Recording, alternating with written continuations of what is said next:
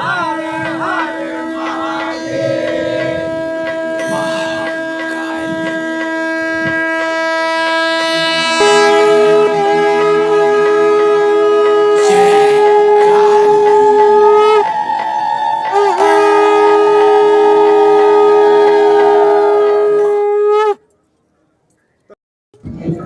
तो देवियों और सज्जनों, 10 सूत्रधार पे एक बार फिर से आपका बहुत बहुत स्वागत है। धार्मिक कहानियों की विशेष श्रृंखला में हम महाकुंभ कवरेज के दौरान पहुंच चुके हैं किन्नर अखाड़े में।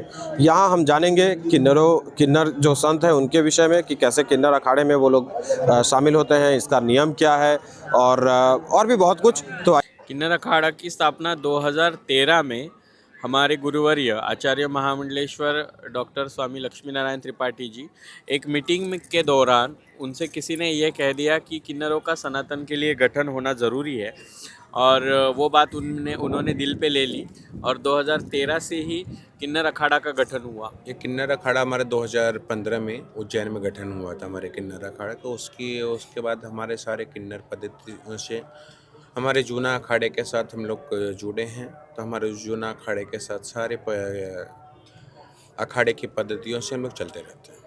मतलब जो पद्धति जो है जूना अखाड़े में एक साधु बनने की है, वही वही पद्धति हमारे में है। सिंहस्थ कुंभ जो है उज्जैन का, वहाँ पे हमने हमारा अखाड़ा लगाया। उसके बाद हमें बहुत ज़्यादा तकलीफ हुई। सारे साधु संतों ने मना किया कि किन्नरों को अलग से क्यों चाहिए सारी चीज़ें, वो स्नान हमारे साथ नहीं कर सकते, वो अकेले स्नान कर सकते हैं। लेकिन हम भी तो धर्म ही से ही हैं, हम भी सनातनी हैं, हम भी पैदा होते ही सन्यासी हैं, तो हमारे लिए कटाक्ष क्यों। तो ऐसे ही चलते चलते इतनी सारी प्रॉब्लम साधुओं ने क्रिएट की कि उसकी हद नहीं। लेकिन एक दिन हमने भी हमारी हार नहीं मानी। उसी बीच हरिगिरी महाराज हमें मिले और उन्होंने हमारा हाथ थामा और हमने किन्नर अखाड़ा जूना अखाड़े में विलय किया। विलय करते करते ऐसे हो गया कि हम लोग शाही स्नान और दैवत यात्रा उनके साथ करेंगे, बाकी हम लोग सेपरेट। किसी भी अखाड़े में, चाहे किन्नर अखाड़ा हो या हमारा जूना अखाड़ा हो, उसमें शामिल होने के लिए पहले आपको अपना पिंडदान करना पड़ेगा। उसके बाद आपको आगे पट्टाभिषेक होती है। तो उसकी वो बहुत लंबा प्रोसेस है या? देखिए, आपको पहले तो सनातन की जानकारी चाहिए, शास्त्रों की जानकारी चाहिए। आप आए हो, आप बैठे हो, फिर बोलते मुझे ये बनना है, तो ऐसा नहीं होता। अच्छा। आपको शास्त्रों की जानकारी चाहिए। कुछ चीज़ जो हमारी जानकारी होती है पूजा पाठ की, वो चाहिए। तो माँ जो शून्य होकर के आते हैं, तो वो अगर ये कहें, निवेदन करें कि आप उनको ही फिर 5 साल, 10 साल, 2 साल, जैसा उनके सीखने का, अध्ययन का है, उसके हिसाब जितना से जल्दी वो ऑब्जर्व कर जितना सकें। जल्दी अध्ययन कर सके। जी। अच्छा, शास्त्र सीख लिए, उसके बाद अगला प्रोसेस क्या होगा? अगला प्रोसेस आपका पिंडदान का हो जाएगा। उस पिंडदान के लिए खास समय नियुक्त होता है या कभी भी? पिंडदान के लिए जो सिर्फ ये महाकुंभ में आपको जो कुंभ होता है, उसी में आपको चाहे महामंडलेश्वर और श्रीमंत हो, पीठाधीश्वर और महाकुंभ में बनाया जाता है। तो ये सारे के सारे पद जो है किन्नर अखाड़े में भी हैं? जी, सारे पद किन्नर अखाड़े में भी हैं। जैसे एक अध्यक्ष हुए, उपाध्यक्ष हुए। हमारे यहाँ अध्यक्ष उपाध्यक्ष नहीं होता। हमारे अच्छा। यहाँ महामंडलेश्वर, पीठाधीश्वर, आचार्य, ये सब होते हैं, श्रीमंत, अच्छा। ये सब होते हैं, जी। और थानापति। जी। तो वो अध्ययन कर लिया, जी।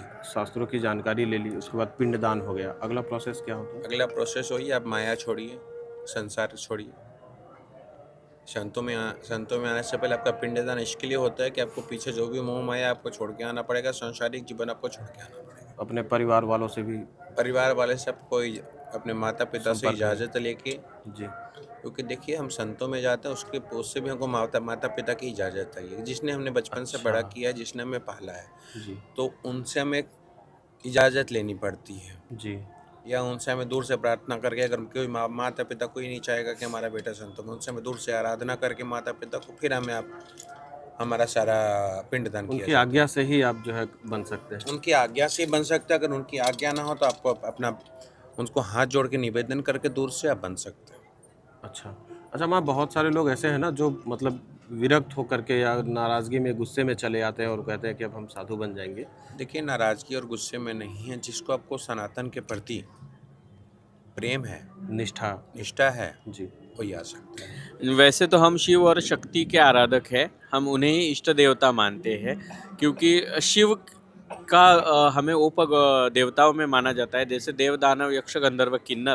तो ये 5 उपदेवता है, और उसमें किन्नर जो है वो शिव के प्रमुख गणों में आते हैं। तो हमें शिव जी की भी आराधना करते हैं, और शिव के साथ साथ हम अर्धनारीश्वर कहे जाते हैं, इसलिए हम शक्ति की भी आराधना करते हैं। जैसे सभी अखाड़ों में सनातन को लेकर पूजाएं विधियाँ होती है, उसी तरह से किन्नर अखाड़ा में माँ अघोरा काली का होम हवन लगा है। माँ अघोरा काली का भी यहाँ पे पूजा विधि होता है।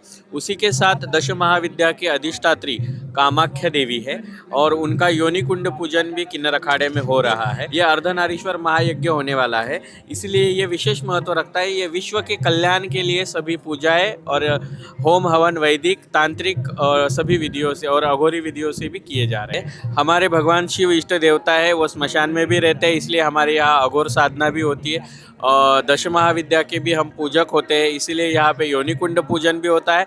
और उसी तरह से हिंदू सनातन धर्म में किन्नरों को उपदेवताओं का स्थान है, इसलिए वैदिक होम हवन ये भी होता है। जी आप लोग को भी बहुत अच्छी तरह से ज्ञात है कि सनातन को बदनाम करने के लिए कितना प्रहार किया जा रहा जी। है। बस वही वही अच्छा, है। उस पे आएंगे माता। पहले हम लोग जो विषय पे जी चल रहे हैं, बोलिए बोलिए। जैसे अब उन्होंने अध्ययन भी कर लिया, परिवारजनों से या माता पिता से आज्ञा भी ले ली, और पिंडदान भी हो गया। अब अगला प्रोसेस क्या उसके बाद पट्टाभिषेक होता है। होगा? ये कहाँ पे और किस समय में ये होगा? हमारे यहाँ ही होता है, हमारे पंडालों में ही होता है, अच्छा। और उसका समय निर्धारित किया जाता है कि किस समय और कितने मुहूर्त लोगों को वगैरह पट्टा- तय होता है? हाँ जी, या सिर्फ महाकुंभ में होता है? महाकुंभ में, सिर्फ महाकुंभ में। अच्छा, चाहे चारों जगहों पे चारों जगहों पे महाकुंभ किसी में भी उसी- स्थान पे हो सकता जी, सिर्फ महाकुंभ में। अच्छा, पट्टाभिषेक के बाद की प्रक्रिया क्या होगी? पट्टाभिषेक के बाद आप संत बन गए, अपने संत के जीवन जिए। तो अलग अलग पोस्ट कैसे सेलेक्ट करते हैं कि आपको अमुक कार्य करना है, आपको अमुक कार्य करना है? अलग अलग पोस्ट सेलेक्ट करते हैं। जैसे मान लीजिए देखिए, आज हमारे महामंडलेश्वर। यहाँ प्रयागराज में 2 महामंडलेश्वर हैं। जी तो प्रयागराज के वो यूपी का जो भी है, वो लोग जितने संत समाज का है वो लोग देखेंगे। कोई और अदर का है तो वो लोग वहाँ पे देखते हैं। तो ये सब प्रक्रिया होती है। वो चयन कैसे होता है अलग अलग पोस्ट? चयन हमारे यहाँ खुद जो हमारे जो बड़े हैं, जो हमारे बड़े महंत कोई बड़े प्रतियोगिता आचार्य जैसी हैं, होती है या? कोई प्रतियोगिता नहीं इसमें होती है। जी। ये आपका खेल कूद नहीं है, या कोई आपका नौकरी का नहीं है कि इसमें प्रतियोगिता होती है। ये हमारे संत का है, संतों के जीवन है। तो मतलब कुछ तो क्राइटेरिया होता होगा? क्राइटेरिया नहीं होता है इसमें। आपको जो है आपको ये संभालना है, ये बस कारोबार दिया जाता है। जैसे आपके परिवार में कुछ हैं कि भैया आप ये देखिए, आप ये देखिए, आप ये देखिए, तो हमारे में भी अच्छा, ऐसा उनकी योग्यता के अनुसार, जी, समर्पण के बिल्कुल। अनुसार उनको पोस्ट हाँ दे जी, दिया जाता है। हाँ जी, जी, और उसके बाद वो साथ में जी। अच्छा, संत बनने के बाद बहुत सारे लोग कहते हैं वो अगर उनको वापस गृहस्थ आश्रम में जाना हो तो ये कुछ ऐसा देखिए, है? अपन अपना पिंडदान करने के बाद अब गृहस्थ में नहीं जा सकते। नहीं जा सकते, या उनकी मनोवृत्ति ही नहीं बनती होगी फिर? नहीं, मनोवृत्ति बन भी जाएगी तो आप अपना पिंडदान खुद अपने आप को, अपना पिंडदान और अपने पीछे जो आपके पूर्वज हैं, आप उनका सबका पिंडदान कर रहे हो। मतलब आप उनके कुल से दूर हो गए हो। जी। तब मुझे बताओ, जिस कुल से आप दूर हो गए, अपना पिंड दान कर सको, उस कुल में जाओगे तो आपको कुल अपनाएगा? नहीं अपनाएगा। परिवार अपनाएगा, लेकिन आपको कुल की इष्ट देवी आपको हमेशा परेशान करेगी, क्योंकि आपने अपना पिंड दान क्या कर हो रहा है, पूजा पाठ आप लोगों की भी जो क्रिया पद्धति है सब चल रहा है। इसके बाद आप लोग कुछ समाज के स्तर पे भी कुछ करते हैं क्या? जी, हम लोग सामाजिक स्तर पे भी काम करते हैं। जैसे? जहाँ कोई अगर मंदिर टूटा हो तो मंदिर बनवाना, जी। या वृद्धाश्रम में जाना, जी। तो जहाँ समाज की ज़रूरत होती है हम लोग वहाँ पे समाज की जाके मदद। लेकिन कहीं ना कहीं जब से हमने स्टार्ट किया है तो हम जन कल्याण के लिए काम करते हैं, सनातन के लिए काम करते हैं, हमारी आने वाली जनरेशन है उनके लिए भी काम करते हैं, क्योंकि वो बच्चे वापस भीख ना मांगे, गलियों में ताली ना बजाए, अपना एजुकेशन ले और अपने पैरों पे खड़े रहे। सभी के लिए अंतर्राष्ट्रीय किन्नर अखाड़ा बाहें फैला के खड़ा है। नर हो, नारी हो या किन्नर हो, सभी के लिए किन्नर अखाड़ा अपनी बाहें फैला के खड़ा है कि आप 2 कदम आगे आइए, हम 4 कदम आगे आके आपको गले से लगाएंगे। क्योंकि कोई भी तकलीफ हो और किसी भी दुविधा से कोई गुजर रहा है तो खाली आशीर्वाद मात्र से ही उनका कल्याण होने का आशीर्वाद किन्नरों ने पाया है प्रभु श्री रामचंद्र से। फिर भी अगर कोई भी दुविधा होती है, किसी भी तकलीफ में अगर कोई है, तो किन्नर अखाड़ा हंसते हुए उनको गले लगाकर उनकी सभी जो समस्या है उसके निवारण के लिए हेल्प करता है। अच्छा माता जी, बहुत सारे ऐसे किन्नर समाज के ही लोग हैं जो अलग अलग तरीके से अपना जीविकोपार्जन कर रहे हैं। तो आप लोग उनको प्रेरित करते हैं कि आप संत बनिए, कि यहाँ पे मतलब आपको अध्यात्म भी मिलेगा? और देखिए, आप संत बनने के लिए आपको संत बनने के लिए आपको अंतरात्मा से होना चाहिए, अंतरात्मा के अध्ययन से होना चाहिए। तो और जहाँ तक आप बोल रहे हैं कि अलग अलग जगह पे अपना पेट भरने के लिए करते हैं, तो अगर आप कोई भी परिवार आप बचपन में नहीं फेंकते, या अगर बचपन में तिरस्कार नहीं करते पर अपने बच्चों को, जी। जो माँ के पेट से गर्भ से आप 9 महीना हम भी होके आए हैं, आप भी होके आए हो, स्त्री भी होके आई है। जी। अब बचपन से तिरस्कार नहीं करोगे तो कोई रास्ते पे किसी को शौक नहीं है कि खड़े होकर भीख मांगेगा, और किसी को शौक नहीं है कि अब के दरवाजे पे जाके बच्चे की बधाई देगी। ये तो राम जी का आशीर्वाद है जी। कि हमारा सब कुछ चल रहा है, लेकिन किसी को भी शौक नहीं होता। अगर हम आपके जैसे पढ़े लिखे होते, हम आपके जैसे सब होते, तो हम भी अपनी ज़िंदगी अच्छे से जिए। और माँ, हम लोग लड़ाई करा सनातन धर्म के लिए, सनातन धर्म लिए सब कुछ करती हूँ। हम लोग तो दूसरे धर्म में जा सकती हूँ ना, क्यों? मैं सनातन धर्म के लिए लड़ाई करती हूँ ना। तो हम लोग का सनातन धर्म बढ़ाने के लिए, आगे करने के लिए हम लोग लड़ाई करा। माँ, एक चीज़ ये है कि इसके पहले क्या होता था कि बहुत से किन्नर माताएं ऐसी होती थी जो मजबूरीवश जो है धर्म परिवर्तन उनका करवा दिया जाता था। इस तरह की चीज़ें होती, तो क्या आपको लगता है कि अखाड़ा बन जाने के बाद जो धर्म परिवर्तन के मामले हैं उनमें कमी आई है या फिर कमी आएगी? हम लोग को जब धर्म चालू कर दिया, जो लोग मुसलमान था वो लोग हिंदू बन गया।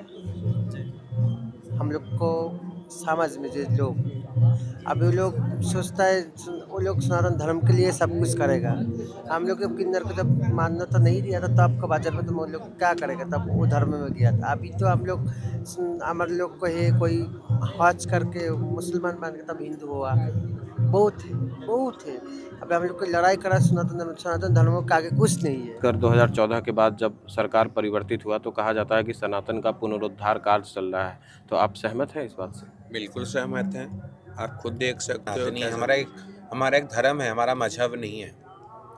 दूसरे का मजहब है, लेकिन हमारा मजहब नहीं, हमारा एक धर्म है जी। हम सनातनी हैं। सनातन का कहीं से कहीं गिनती, कहाँ से उत्पत्ति हुई कोई गिनती नहीं है जी। सारे धर्मों की कहाँ कितने साल पहले उत्पत्ति हुई, सारे मजहबों की उस गिनती है। हमारा सनातन धर्म के मजहबों की गिनती नहीं है। माँ, आप बंगाल से हैं, और क्या यात्रा रही आपकी इस अखाड़े से जुड़ने की? बहुत सुंदर, अति सुंदर।